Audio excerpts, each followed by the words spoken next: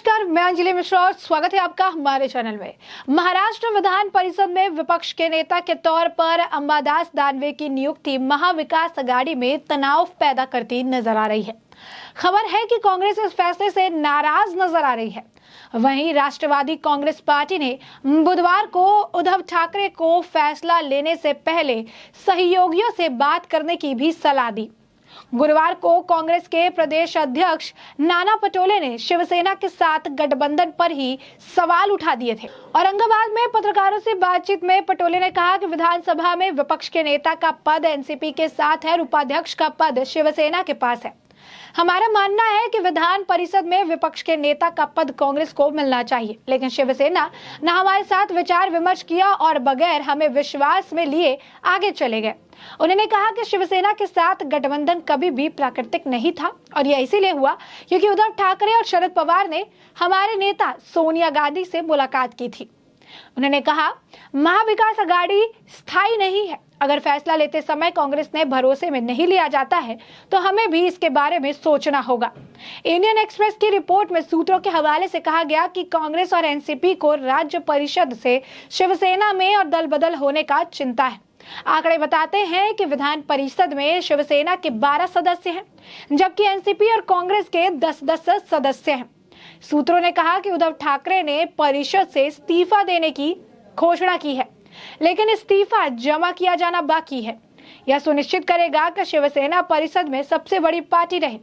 हालांकि खबर है कि शिवसेना के 3 विधायक परिषद सदस्यों से शिंदे कैंप को समर्थन जताया है और जल्द ही गुट में शामिल हो सकते हैं।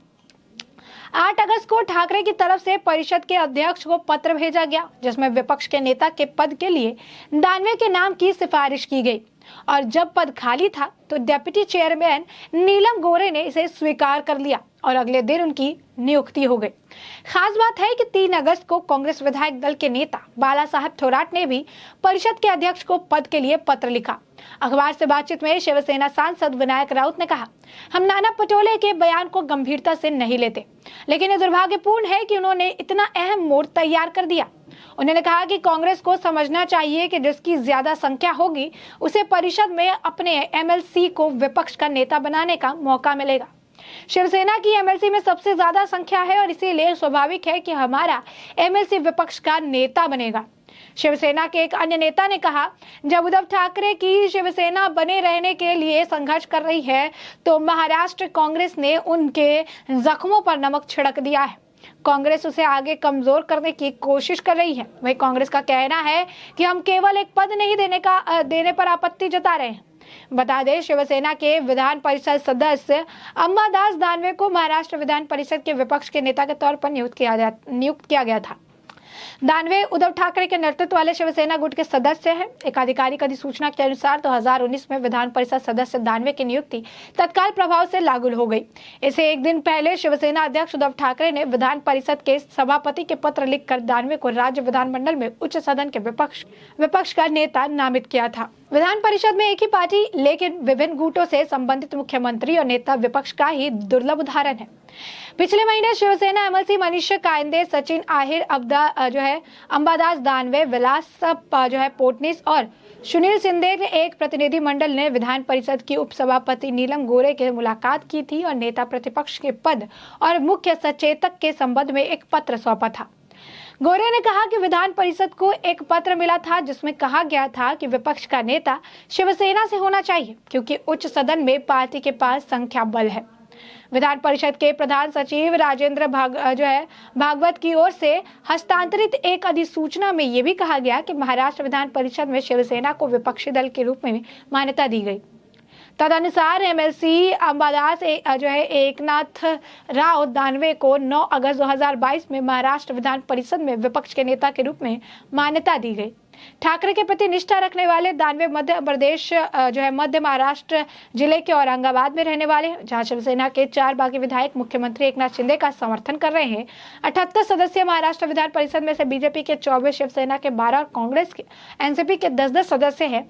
लोक भारती, पीजे ट्रेंड्स and workers party of India और राष्ट्रीय समाज पक्ष एक सदस्य है। 4 निर्दलीय है, जबकि विधान परिषद की 15 सीटें अब भी खाली है।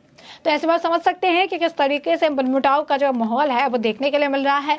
साफ तौर पर जब से शिवसेना टूटी है, आए दिन ऐसी खबरें आती रहती है कि शिवसेना और कांग्रेस के बीच में जो है all is not well, Congress और जो है एनसीपी के बीच में सब कुछ ठीक नहीं है। कहीं ना कहीं शिवसेना के टूट जाने के बाद इन तीनों पार्टी जो कि जिन गठबंधन की पार्टी थी और महाविकास अघाड़ी की सरकार थी, इनमें टूट की खबरें निकलकर सामने आती रहती है। कभी जो है विपक्ष के नेताओं पर ये टिप्पणी करने से मना कर देते हैं और उद्धव ठाकरे ने तो हाल ही में कांग्रेस एनसीपी पर भी निशाना साधा जब उन्होंने संजय राउत की गिरफ्तारी पर बोलने से इनकार कर दिया, ये यूं कहिए कि किनारा कर लिया। तो ऐसे में इस किनारे करने को लेकर भी उद्धव ठाकरे जो है तंज कसते नजर आए थे, सवाल खड़े करते नजर आए थे। और एक बार फिर आप देख सकते हैं कि कांग्रेस नाराजगी जाहिर कर रही है लेकिन ओपनली नहीं बोल रही है। और ऐसे में उद्धव ठाकरे की मुश्किलें दिन पर दिन से बढ़ती नजर आ रही है। जो उनके करीबी है या तो वो जेल की सलाखों के पीछे है या फिर उनके जो है उनसे दूर है या फिर उनके लिए स्टैंड लेने के लिए तैयार नहीं है। कहीं ना कहीं ये दुख उन्हें आज भी सता रहा है। बीजेपी को जिस कांग्रेस और एनसीपी के लिए उन्होंने छोड़ा, आज उसी कांग्रेस और एनसीपी से मनमुटाव की खबरें निकलकर सामने आती नजर आ रही है। तो ऐसे में महाराष्ट्र विधान परिषद में विपक्ष के नेता के तौर पर अंबादास दानवे की नियुक्ति महाविकास अघाड़ी में तनाव पैदा कर रही है, जो साफ तौर पर देखने के लिए मिल रहा है। खबर यह भी है कि कांग्रेस इस फैसले से नाराज नजर आ रही है। वहीं राष्ट्रवादी कांग्रेस पार्टी को जो है बुधवार को ही उद्धव ठाकरे को फैसला लेने से पहले सहयोगी से बात करने की सलाह दी। तो साफ तौर पर देख सकते हैं उद्धव ठाकरे कमजोर हैं और ऐसे में कभी कांग्रेस और एनसीपी को अपने सिर पर चढ़ा के रखने वाले उद्धव ठाकरे आज जो है नीचे दबते नजर आ रहे हैं और इतने दबाए जा रहे हैं कि आज उनके पास एक फैसला लेने की भी स्वतंत्रता और इंडिपेंडेंस नहीं है। अब फैसला लेने से पहले भी अब उन्हें बातचीत करने की सलाह दी जा रही है। ऐसे में गुरुवार को कांग्रेस के प्रदेश अध्यक्ष जो है नाना पटोले ने शिवसेना के साथ गठबंधन पर ही सवाल जो है खड़े कर दिए। औरंगाबाद में पत्रकारों से बातचीत उन्होंने की और बातचीत करते हुए उन्होंने कह दिया कि विधानसभा में विपक्ष के नेता के पद एनसीपी के साथ है और उपाध्यक्ष का पद शिवसेना के पास है। तो हमारा मानना है कि विधान परिषद में विपक्ष के नेता का पद कांग्रेस को मिलना चाहिए, लेकिन शिवसेना ने हमारे साथ विचार विमर्श जो है ना किया है और बगैर हमें विश्वास में लिए आगे चल गए। उन्होंने कहा शिवसेना के साथ गठबंधन कभी भी प्राकृतिक नहीं है। यह इसीलिए हुआ क्योंकि उद्धव ठाकरे और शरद पवार ने हमारी नेता सोनिया गांधी से मुलाकात की थी। तो साफ तौर पर आप देख सकते हैं दरार जो है वो साफ तौर पर इन नेताओं के बीच में देखने के लिए मिल रही है। टकराव का माहौल जो है देखने को मिला, जो साफ तौर पर बता रहा है कि महाराष्ट्र की राजनीति में आज अलग थलग पड़ चुके हैं उद्धव ठाकरे और जो सहयोगी दल जिन पर इतना भरोसा जताते थे वो भी आज उनके साथ खड़े होने से हिचकिता रही है। यूं कहिए कि उनके बीच में भी अब दरार जो है वो देखने के लिए मिल रही है।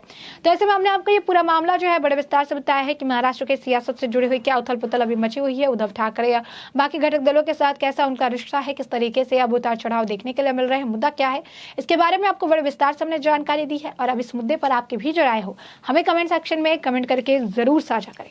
धन्यवाद।